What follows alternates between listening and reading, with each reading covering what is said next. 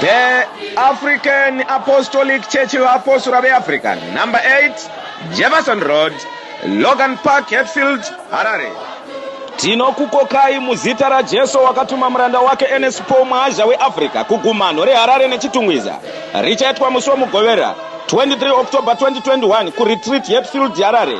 Pagumano iri tichanga tine priesthood council of the African Apostolic Church ine vatungamiri vanoti Bishop Alfred Kushamisa Mhazha, mukuru wedu kana tiri pachechi, dangwa remuranda waMwari Ernest Paul Mhazha weAfrica, Bishop Ngoni Edward Mhazha, Bishop James Mhazha, Chairman of the African Apostolic Church, Bishop Elson Tafa, General Secretary, Bishop Richard Juru, Board of Trustees yose, mabishopi nevafundisi, magamba, kose munokokwa, kwarira jongwe ndokumana, vanorwara vanoporeswa muzita raJesu nekutenda, Mark 16 verse 15, kuti munzo zvizere batai vatungamiri ve the African Apostolic Church panhamba dzavo dzinotevera.